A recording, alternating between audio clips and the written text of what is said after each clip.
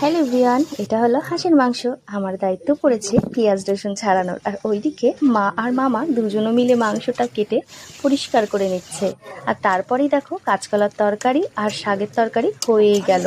আমি এদিকে মশলাটা পেস্ট করছি আর মা ওইদিকে মাংসটা ম্যারিনেট করবে। এটা কিন্তু চুই ঝাল খেতে কিন্তু খুবই উপকারী। আর এই গাছগুলো কিন্তু অনেকটা পান পাতার মতন হয়।